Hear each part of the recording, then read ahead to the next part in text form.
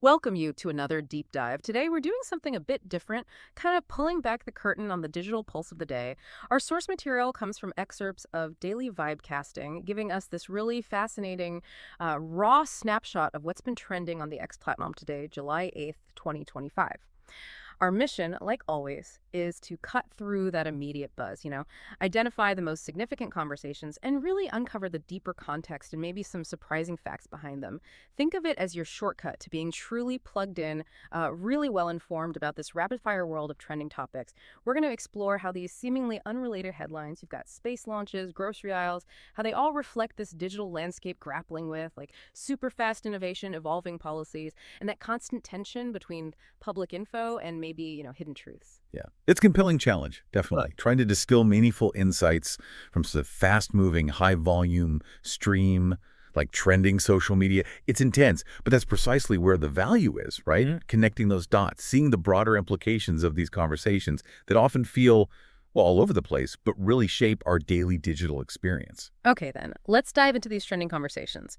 First up, something that quite literally made waves. One, tech and innovation. From orbit to AI's new frontier. We start with a literal blast-off.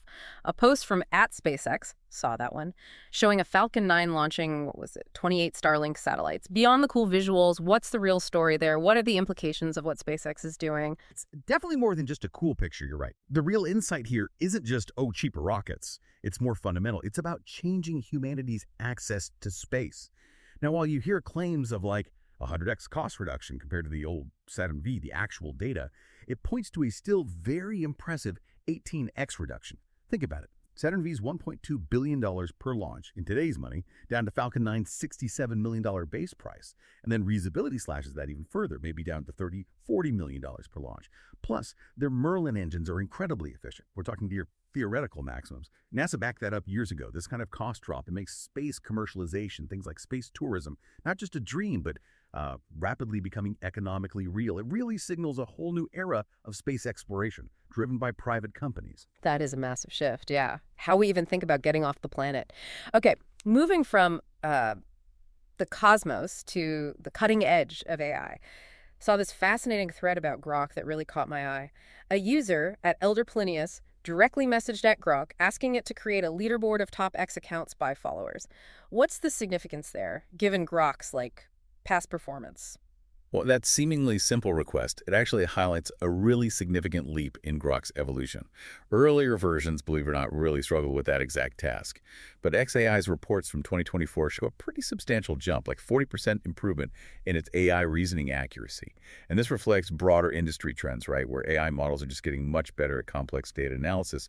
It also lines up perfectly with xAI's July 2025 announcement of Grok 3. The goal there seems to be blending this advanced reasoning with multilingual support, too. But then, almost right away, another really intriguing post, this one from @NS123ABC, it declared, "Lol Grok is banned from text replies, only generating images now, it's over." That sounds pretty dramatic, like a sudden pivot. What could possibly be behind a change like that? Yeah. It does sound dramatic, yeah. And it really suggests a surprising strategic shift by xAI. The timing's interesting. Could be linked to controversial interactions. Remember those reports back in March 2025 about unhinged Hindi language replies on X. That sort of thing might have drawn regulatory attention. So this shift aligns with their July release of Grok 3 and something called VLM2 Vec, pushing hard into multimodal AI, which basically means the AI understands and generates not just text, but images, audio, other stuff. So the real takeaway from Grok's pivot isn't just like a technical fix, it's strategic. It highlights the immense pressure on these AI companies to control AI outputs, manage risk, especially in these global sensitive situations. It maybe even signals a future where AI's visual sight gets prioritized over text just to manage these very public flare-ups. 2, policy shifts and public frustrations, airports and groceries. Wow. Okay, so AI companies are really walking a tightrope there. Now let's switch gears. Talk about something that impacts almost everyone, airport security. Saw big news from @Unusual Whales and also at Benny Johnson announcing that the TSA is ending the requirement to take off your shoes at security checkpoints. This feels huge, doesn't it? What's the real story behind this change? It absolutely is huge. This decision, effective this month, July 2025, it stems directly from that infamous 2001 shoe bomber incident with Richard Reed. Yeah. But honestly, that policy has been pretty much obsolete for years, thanks to advanced imaging tech. A 2023 study showed those scanners have detection rates over 98%. Get this. A 2022 Cato Institute analysis estimated that one policy, just the shoes, cost travelers 1.5 billion hours of inconvenience. 1.5 billion hours just taking shoes off. That's astronomical. Right. So this isn't just about convenience, though. That's nice. It's a significant move away from what a lot of critics call security theater. You know, those very visible, often annoying measures that are designed more to make people feel safe than actually boost security in a meaningful way. It seems like it's driven by efficiency studies finally getting traction, especially since a 2021 RAND report found only about 15% of TSA resources were even targeting shoe-related threats. 15%. Wow. Okay, so it's not just faster lines. It's a massive economic win, maybe a PR win too. Are there, any voices still arguing for the old way, or is this pretty much seen as progress? You know, for the most part, this is being welcomed. Seems like long overdue progress. Sure, you might get some traditionalists maybe voicing minor security concerns, maybe. But the overwhelming feeling, backed by the tech and the efficiency data, is that this change frees up resources, improves the travel experience a lot, and doesn't really compromise safety. It really makes you stop and think, doesn't it? How much our lives are shaped by these, seemingly small policy details. Okay, from airport security to something that hits us daily in a very different way. Food. A post from @Lavelcio caught our eye. Kind of humorous, stating it's a real challenge to stay healthy after 30, and suggesting basically never visiting grocery stores again because 95% of the food there is bad for you. I mean, that resonated with me a bit, but it's also hinting at something deeper, isn't it? Oh, absolutely. That post, even though it's funny, it perfectly highlights this very real concept of a toxic food environment. Supermarkets. They are meticulously designed spaces that use bright packaging, strategic placement, all these sensory tricks to literally hijack our dopamine responses. And yeah, that often contributes to rising obesity rates now, 42% of U.S. adults? 42%. Wow. So the deep insight here is realizing grocery stores aren't neutral. They're built to exploit our impulsive side. The actionable takeaway. Research actually supports this. Avoiding processed food marketing can lower impulsive eating by maybe 15–20%. So getting groceries delivered online, it isn't just about convenience. It's like a strategic defense, a way to fight back against those impulsive, maybe unhealthy purchases. It empowers you to consciously take back control over your diet in a world that's kind of designed to derail you, though, inconsistent produce quality online is still sometimes an issue. 3, economic buzz and environmental events. That's a really powerful way to reframe something most of us just see as a weekly chore. Okay, let's pivot now. World of Finance. Seems the U.S. is making a big statement. Saw a breaking post from @WatcherGuru.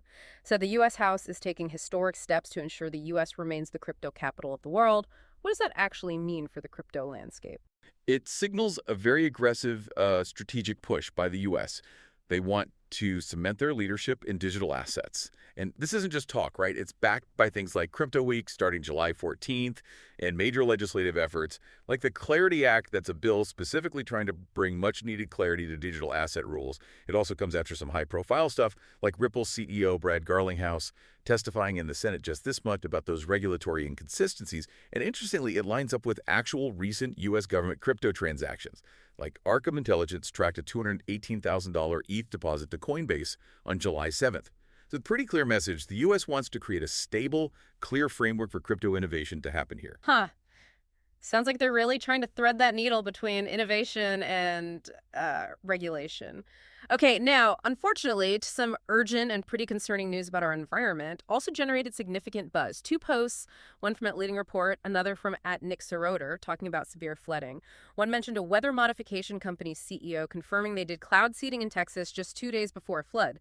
That sounds like a pretty strong claim. What's the actual science on cloud seeding's role in major floods? Yeah, it's definitely a claim that sparks immediate debate, Cloud seeding uses things like silver iodide to try and boost rainfall from clouds. And while this company, Weather Modification Inc., they've been around 60 years, peer-reviewed studies consistently show that its effect on really big weather events like major floods. It remains largely unproven. The atmospheric dynamics are just incredibly complex. Now, historically, you had things like Operation Popeye during the Vietnam War, which did seem to prolong monsoons, maybe 30–40%. But the Texas CEO's own disclaimer actually emphasizes there's no direct causal evidence linking their seeding to that specific recent flood. This Texas flooding, which tragically had a death toll of 43 by July 6th, it has understandably fueled intense debate about climate change links. But the cloud seeding connection, as of now, it's really speculative. Right. So even though the CEO confirmed seeding happened, the science still isn't clear that it caused the major flood. That's a crucial distinction, especially with all the public speculation flying around. And then there's that just shocking video shared by at Nixwerder, a massive flooding event in Ruidoso, New Mexico. Said the water level rose 20 feet in just 30 minutes. What makes a flash flood like that so incredibly dangerous, so dramatic? Oh, that video is a truly stark illustration of a flash flood. These are incredibly rapid flooding events, usually happen within 6 hours of really heavy rain. Their sudden onset is exactly what makes them so dangerous. They often cause more fatalities than other natural disasters simply because people have almost no time to react. That Ruidoso event and others like it, they seem to fit into this broader pattern of extreme weather events. And while that cloud seeding link in Texas is, as we said, speculative, the increasing frequency and intensity of these kinds of floods is what often brings up the discussion about climate change and its potential role in making them worse. 4. Consumer delights and nostalgic debates. Yeah, it's a really stark reminder of nature's power. Okay, shifting gears to something a bit lighter. Consumer delight territory. A post from @Theo declared it officially Amazon Prime Day, noted crazy deals on, well, everything. Roombas, AirPods, the usual suspects. What's the big picture behind something like Prime Day? Is it just about discounts? Yeah, Amazon Prime Day 2025, kicking off July 8th. It's really a masterclass in modern retail strategy. It consistently lines up with reports showing online sales spiking, sometimes over 7% during these events. It's Amazon strategically leveraging its massive Prime subscriber base. What is it now? Over 200 million worldwide. And that post from @Theo, it also reflects a growing trend. These influencer-driven shopping guides are becoming super powerful. An eMarketer study from 2024 noted something like a 30% rise in trust for those recommendations compared to traditional ads. So yeah, it's not just about deals. It's about curated shopping, building community around buying stuff. It's wild how much influence single accounts can wield these days. Okay, now, for something that sparks surprisingly passionate debate, just in everyday life, a post from @Greg 16676935420 asking to settle a debate. What are these called? And there's an image of those colorful plastic tubes. I think we all know exactly what he's talking about. Oh, absolutely. The image shows Freeze Pops, right? That ubiquitous frozen treat dates back to the 60s. Brands like Popeyes, Otter Pops, Flavor Ice, and that regional naming debate, whether you call them Freezy Pops or Otter Pops or something else entirely, it's actually a fascinating little window into cultural differences across regions. And yeah, scientifically, sure, they're mostly sugar, water, high fructose corn syrup, preservatives, not exactly health food, but their enduring appeal isn't about nutrition, is it? It persists purely because of those deep-seated childhood memories, nostalgia. Kind of proves that not everything needs a health angle to bring simple joy and spark a surprisingly lively debate online. 5, high-stakes controversies, the Epstein Files discourse. That's definitely a debate that seems to unite and divide us all at the same time. Okay, finally. We come to a series of posts that generated, well, significant buzz and a lot of controversy on X today, all revolving around the Epstein Files. These posts from accounts like @RPS Against Trump, @Agnostics, and even @Elon Musk touched on some highly sensitive topics, and it's really crucial to remember here, we are just conveying the ideas, the discussions found in the source material. We are absolutely not endorsing any specific viewpoints, just trying to unpack the information and the context around it. It's exactly. We have to present this impartially. Focus only on what these X posts actually said and the context surrounding them. So Elon Musk's post, for instance, claims Steve Bannon is linked to the Epstein Files. That immediately sparked a huge, heated debate.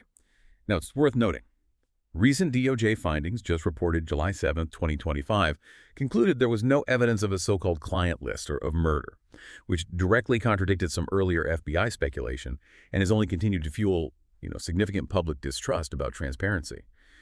And Bannon's own well-documented legal issues, his past role as Trump's strategist. That's relevant context because it often draws intense scrutiny to anything he's linked to. Then Musk's other post, one asking, how can people be expected to have faith in Trump if he won't release the Epstein Files? So that really highlights this ongoing clash, right, between public demand for transparency and these official DOJ denials. And adding to all the swirling speculation, there was that 2014 photo of Musk with Ghislaine Maxwell. Yahoo News authenticated it, though Musk himself claimed it was just a photobomb. This whole discussion really brings up an important question. How do platforms even manage this kind of sensitive, often unverified information, especially when it involves public figures? Which brings us neatly to another relevant post, this one by @NRokeness. It's like, algorithm test. Do you see this? What? This reflects those common experiments users do to try and figure out X's visibility algorithms. Are they seeing everything? A 2023 study from USC actually found that engagement-based ranking can suppress content, maybe 20–30% of stuff deemed controversial. So this specific algorithm test by Ad and Wokeness, it happened right alongside widespread speculation about potential algorithmic censorship of Epstein-related content. Now, to be clear, there's no peer-reviewed evidence definitively proving X did alter visibility for this specific content. But it definitely speaks to this broader, ongoing user concern about platform transparency and how content moderation works, especially on these extremely sensitive topics. Phew. What a journey through today's X landscape, seriously. From rockets challenging old norms, AI taking surprising turns, to policy changes affecting travel, insights on healthy living, the evolving crypto world, the stark reality of extreme weather, the frenzy of Prime Day, even a fun debate about freeze pops, and all culminating in these really charged discussions around the Epstein files. It truly shows the immense breadth, doesn't it? The sheer volume of information and conversation happening online every single day. And doing a deep dive even into these super fast-paced streams, it lets us find the patterns, right? The critical context, the deeper implications that just get lost when you're endlessly scrolling. So in a world drowning in instant information, rapidly trending topics, where official statements sometimes clash head-on with public speculation, what responsibility do the platforms and really you, the consumer, have in trying to discern fact from speculation? Especially when it comes to these sensitive, trending topics that really do shape public discourse. How do you navigate that tension to actually be well-informed? Thank you for joining us on this deep dive.